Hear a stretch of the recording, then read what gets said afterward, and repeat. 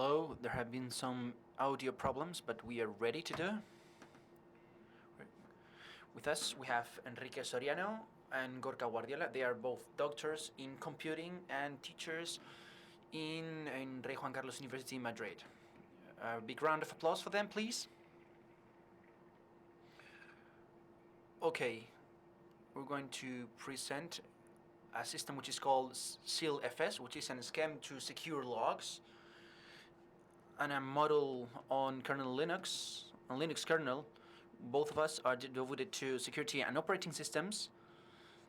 And a colleague of us told us, went to ask us, he had a problem, he had a bot, he had many bots, and he had a robot, and he wanted to create a black box for the robot. So robots run on Linux, most of them, or a system derived from Unix. And within the system, you have the logs. Logs are files in which applications and systems note down all the incidents that have occurred in the functioning. And he wanted to know how to make those log files reliable.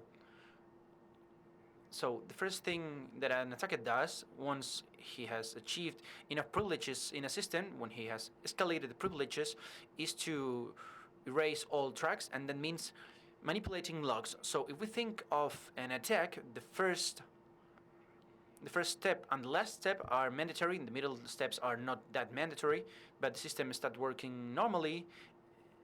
And I have my robot there with its files and with log files. Logs receive entries from all the things that have been occurring. So far, so good. If an attack starts, for instance, a remote attacker connecting through the network, testing different ports, vulnerabilities, or whatever, if I am lucky enough and my system is working fine, maybe something is noted in these logs, maybe an IDS. There's a way to detect these EDPs that are now trendy at the moment.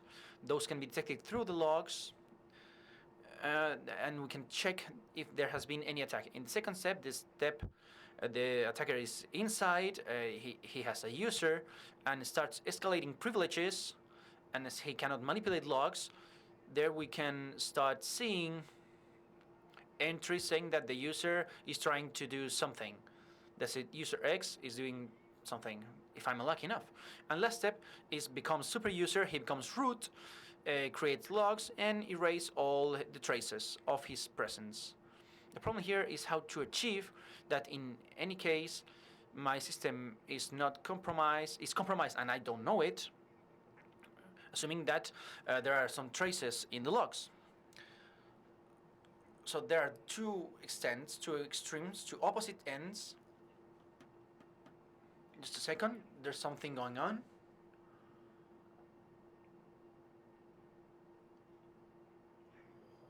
Okay, no problem. In one end, we have the logs, all the traces of the attacks, which is the optimal thing. On the other end, I have been attacked. I'm not able to detect it through the logs, but at least I would like to detect log manipulation. That is, I am able to detect that there were entries in the logs and someone has tried to forge them or to falsify them or to delete them. There are many ways of trying to secure these logs. Some work and some don't for the security model that we have, which is the model we call forward integrity. In our model, there's a moment in which the attacker can have any kind of privileges. Enrique will talk more about this afterwards, and to manipulate the logs. What cannot happen? That log entries have been already registered are deleted without any trace. The standard way of securing that with some safety is just to sign logs. There's a key, a symmetrical or asymmetrical key in the system, and every time that there's a new log entry, it is signed with this key. What's the problem there? Everything goes well as long as the user is inside and doesn't have enough privileges. The moment the user has enough privileges, he keeps the key and starts forging logs backwards. All the previous logs are deleted and are created again, or are modified to resemble that there has been no attack. in the worst case scenario that we mentioned before, that has not been an attack that has not been detected. Can we prevent that the attacker steals the keys with tracksol or any system? But this requires hardware, which must be reliable, and it doesn't need to be in the specific hardware of the robot or any computer that we can find. It's not easy to make it portable to any device, to any computer. Another system to secure logs is distributed logs. Sometimes I irradiate my logs to other computers that may be secured. I can have different ones with different systems. So if I have a vulnerability in one system, the other one doesn't have it. So the idea is that when my computer is attacked, I can check which logs were in the other computer. What's the problem there? That there are several problems. The problem is, the first one is that I have to manage different computers. That's the easiest part compared to the fact that robots can be disconnected. For instance, drones that I fly in the middle of the countryside, which is the most one of the cases that we were mentioning before. They don't need to have network access, or at least they don't need to have access to the network all the time. And apart from that, we can be attacked on the network itself. So the system is disconnected from the network. The network is attacked, they get into your machine, and they delete logs, and once you have networking, everything seems to be normal.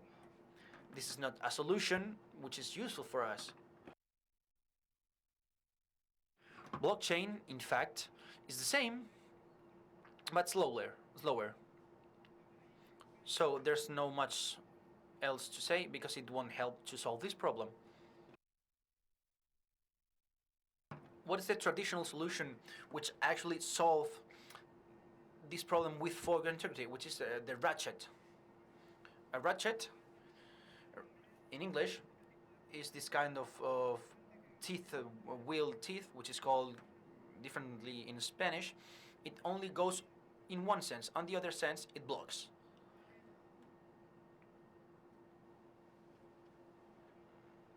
How can we obtain a ratchet? With keys in which only keys can be signed onwards, but backwards cannot be recovered and signed backwards. This is done with a mechanism that it works in just one way. It can be a secure hash or an HMAC. So it starts with an initial secret, which is copied and stored in a completely separate pen drive. And we keep advancing through this one direction process, this hash function, generating new keys. Each key assigns a new log entry. So a new key is generated, another log is signed. So past keys are not in the computer anymore. So as we said, in the initial state, it was separated and was extracted from the computer. Once I have to verify, I recover those keys and I regenerate the whole process. This has two problems. One is that the initial secret is being reused all the time, and in the end, there can be problems in the cryptographic aspect from the pre-cryptographic aspect. For instance, if there's stamina, if there's enough time, I can have some loops, I can find different problems. There are some different problems that can arise. The initial secret is degraded in a linear way. The other problem that we can find is that I have to keep a secret in a pen drive. So with current pen drive, which are very fast, you can do it in an easy way and in a better way, which is what Enrique will mention now. As Gorka said, nowadays we have storage devices, which are very big, like 128 gigabytes. It's huge compared to the 90s. Having something that small with 128 gigabytes was unthinkable. 3.0 USBs, which are very fast, and the price it's nothing actually. It's like 16 euros at home. So why don't we take advantage of this that we have now? We didn't have that 20 years ago when these ratchets were proposed. Why don't you take advantage of these and do exactly what the ratchet does, and configuring it especially, and use it as a token that you connect to your computer that you want to audit, or to which in which we're going to perform the audit without depending on a previously kept secret. So the idea is quite easy. In configuration time, this is before going to follow the example of the robot. Before making the robot execute autonomously, we have a configuration phase in which we're going to create a key stream that we're going to call K alpha, a stream of data, pseudo aleatory, pseudo random data that we're going to use as keys. This is going to be a huge stream. We're going to store it in the system itself, in the robot, but we're going to make a copy in another device, an external device, in this case an USB key, and we're going to call that copy K beta. So we operate with the robot, we start executing it, where the robot is operating autonomously, it's doing its things and sending entries to the logs for events that occur. So every time it writes in a log file, our system will be in the middle. And what system would do is to write that line in the corresponding log. Here it would be creating a line in the log B. But every time that there's a writing in a log, what it does is to generate authentication data that will be written in a meta log from SealFS that will be used to do the afterwards compromission. How this would work? It will be consuming pieces of K alpha, which is the key stream on the robot, which comes from the configuration, and every time we use a piece of that key, it will burn it. That region will be burned. That means it cannot be recovered in the future. That means burning it. So the robot's doing its stuff, and at the moment we recover it, and we have seen it do something weird, or we want to audit it. So we want to know how are things. We want to run a forensics analysis to find evidence on logs of an attack, what happened, and in that step what we will do is to connect the copy, the K beta that we had in an external device. We're going to assemble the file system in a reliable machine in which we're going to run this forensics analysis, this K alpha and K beta and the log files, and our meta log, which is the tool will give us an exit, which is just simple, which is true or false. True, everything's fine. False, something happened with log files. What? We don't know. We just know that something happened. In that case, the auditing expert cannot trust log entries because they have been manipulated somehow. So the threat model is the one that we have here. The attacker can be a local or remote, and after escalating privileges, there's a pre-exploitation phase, and then escalation of privileges. So once privileges are escalated, it can run code at any level from ring 3, from ring minus 3. In that case, when privileges have been escalated, it can edit, modify, delete any data on the computer, even if it's on a secondary device or any other place. The dependency of our system is that robot storage and the external device must be enough to hold this key stream that we mentioned. The main suppositions, the two main things are that the attacker cannot be bypass SealFS, even if the attack is unconducted. Once he has escalated privileges, he can stop this or do whatever he wants because he has already the key stream from the part he's not burned. Another assumption is that once a data is burned, it cannot be recovered. So the mitigation from our system is that any log entry generated in phases 1 and 2, that is before escalating privileges, is detected. This can be detected, and we can see that there has been a manipulation. Once we see something like a long key stream, a pre-generated key stream, the thing that comes to our mind is a very old thing, which is one-time pad. which is to generate a new key as long as the data want to encrypt, and run an XOR operation between the key and the data. That doesn't work because of two reasons. The first one is that we don't want confidentiality from logs. We don't want them to be encrypted. What we want is that logs are authenticated, but logs must be available so applications can see logs while they are running and the robot is doing its stuff. And if an operator connects, he can see how events are being logged. And the second reason is that a one-time pad doesn't work on its own, because logs contain data that are predictable, like dates and hours, and some data that that we don't know. And we know that on certain application, everything it sees a certain activity writes a line on the log. So following this scheme, we could recover pieces of K alpha that have been already burned.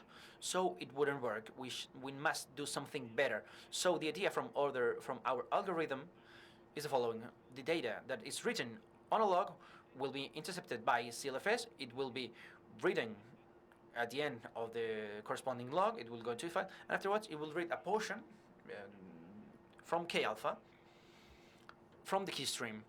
And now, using that portion from K alpha, he will obtain an HMAC following mixing this data, the ID of the file, of the log file, to which the log file has received this, the position in that file in which we have written something, the length of the written data, the lines we have written in the log, the length in bytes, the offset, the position of K alpha file, which C sub I we have chosen, and with that we add the data that have been added to the log.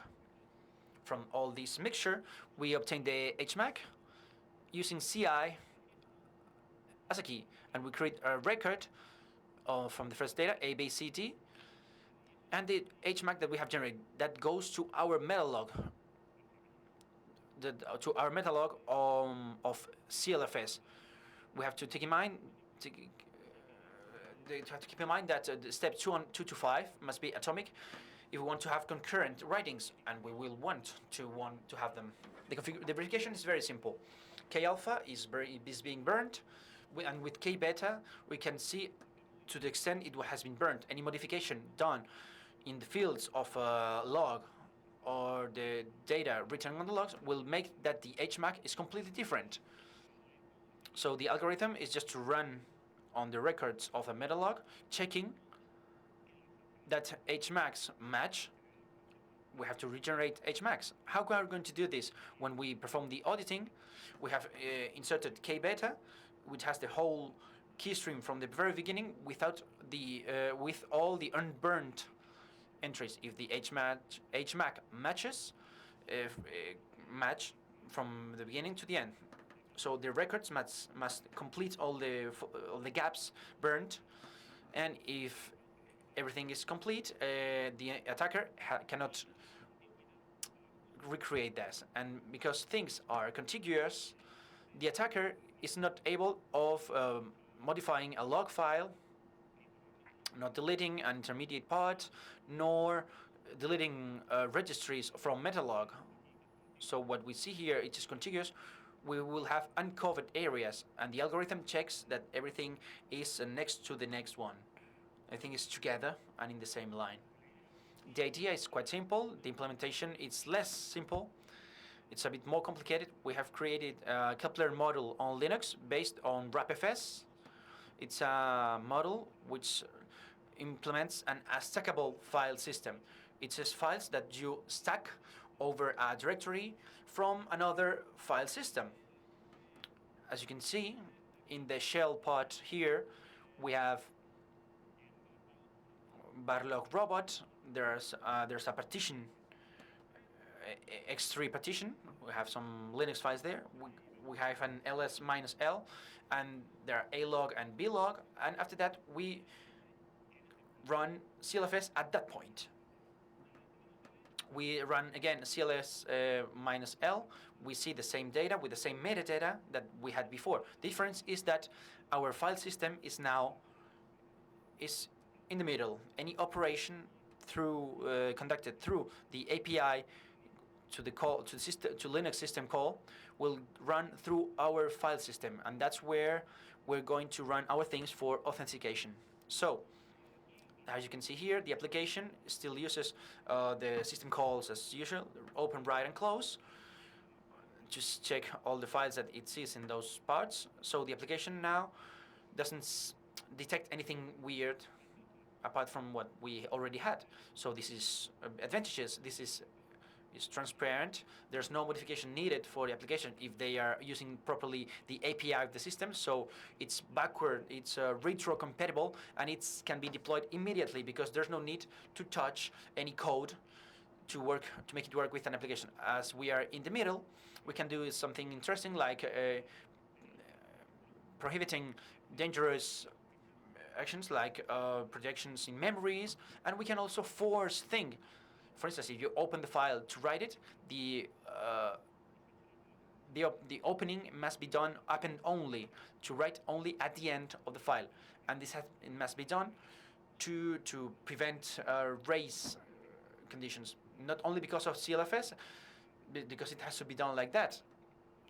If you try to make an open without bypassing the up and only flag, it won't work. Another things about implementation: it's not easy to get the position in which it has been written in the file, because in a writing operation with up and only, the offset sent to the system is ignored. The file system chooses to put it on the end, so we have to synchronize our upper layer and the lower layer to obtain the metadata from the lower file and calculate where it has been, the point in which has been written. This implies more concurrence problems that we would normally have in a file system. So we need to have mechanisms to protect ourselves. We have a mutex for every directory entry, that is for every entry log, that guarantees that that synchronization. And also we have a global mutex for the whole file system, for the assembly of a file system like this, to ensure the atomicity of the operations that we have seen in the writing algorithm. Another relevant details are we don't use the name to identify the file, we use the inode. This is interesting to rotate the logs. When a log is too long, it's moved to another extension and it's continued in an empty file, which is the new log. So we can keep doing that as we did it before with just empty, renaming the file, and all the applications keep rotating the logs as they used to do it before. Also, we have a daemon, which is an user server area service, which is in charge of reburning the k-alpha areas which are already burnt, but we're going to insist on overriding those areas to make it more difficult to recover the key in case that someone takes the disks and tries to run a deeper analysis of the blocks at another level. Performance. As we wanted to make it operational for any kind of machine, we used an Intel processor which is 11 years old, which has only 4 GB of RAM memory. The verification is quite fast, where we can verify 1,500 records in 0.01 seconds, which is fast enough for us because you just want to authenticate logs. Writing of lines of 100 characters took 0.2 milliseconds. It's a price we can pay to write logs, to write entries in a log. It doesn't work for intensive exit and an entry, but it's not its purpose. There's an option for the assembly in which the writing are synchronized. This is very expensive and we cannot use it. We have to live with optimizations of the operating system. which is very optimized for sequential writings. Read ahead and all kind of caches and more details. Here in the prototype we're using HMAC SHA1, so as it says, 20 bytes is enough. Every writing, it doesn't matter the length of the data that we're going to use, every writing will consume 20 bytes from K-alpha. So with a 32 gigabytes pen drive that costs $5, we can have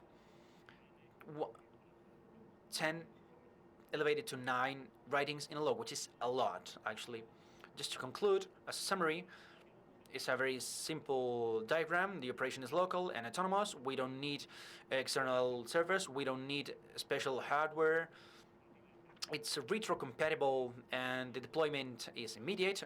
There's no need of secrets or passwords. It's something that you just connect and that's it. It's feasible for logs, which is the objective. The verification is very fast. Future work. We are thinking of ways of implementing it, which are closer to Ratchet. We're going to the other extent, so maybe create something in the middle between SealFS and Ratchet, and maybe using the prototype that we have created. And the implementation, yes, was aimed just to correct it and to take to have a first insight of what it takes. There are many ways to optimize it. The first thing is to use another mechanism, a concurrence mechanism, or just refine this matter to see if there are other mechanisms that we can use to accelerate this. This is free open source software. This is in that Git that you can see there. I encourage everyone to check it, and if they want to develop it or want to have its own system, his or her own system, that's perfect. And you already have at the bottom, you can see a paper, a preprint of a paper that we're developing with many more details, with the measures and everything. And that's it from my side. Thank you very much.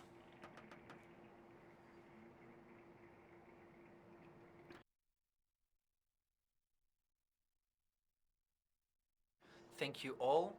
Do you have any questions? Okay. Hello, thank you very much for the speech. It was very interesting. I had a question about the implementation. I understand that this system, this file system in which is its space, is supported by another wine. Could you repeat, please? I understand that this file system has another accompanying system, which uses X4 system to store. Yes, it's stacked on an X4. So if I mount SealFS on the file system, does it verify somehow what was existing already? Because otherwise I could dismount this file system. No.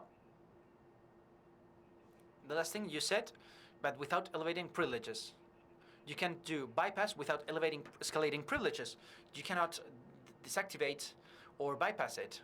So let's guess that I escalate privileges, I dismount the file system, and I add some log entries, but you don't have the previous keys. You cannot add backwards. You can add in the future, because the backward keys are burned already. I add them. The thing I could do is to copy the key stream and then wait until it moved forward. But backwardly, it doesn't work. It's always to the future. Backwards, if the deletion has been effective and it cannot be recovered, which is one of the things that we assume we can do, backwards you will never be able to write. Once you escalate, you cannot believe anything. But the thing is that you can see if all the logs are saying that everything's okay. You can check for evidences during this pre-escalation phase if the escalation has been perfect. Has been performed, and there have been events that have been recorded and everything, but that's external to the system. Okay, thank you for the speech. One question: have you detected any false positive, in the sense that, for instance, window usual default configuration, which you have a log which is destroyed every 1,000 entries? This works only for links for the moment, but if the concept, have you found something similar? Any normal operative that works over and over a log? Do you mean a bad use of logs? Yes. But proper of the system? Yes, there are applications or systemd that are doing it wrong. No, we haven't detected that, and in that case, but they probably, in that case, would be a false positive. If something touches everything that is already sealed, even if it's proper, it will be detected. If we use this system, this cannot be tolerated. People need to use the log properly and always move in the future. In this case, the system forces you to open only. There's no log behind, and you will have to check where the failure is. This is important because once it's assembled, you won't be able to write before the current position of the file. They won't let you do a seek and place whatever you want because it's append only. So the parameter of the offsets is ignored, is chosen by x3. Thank you very much.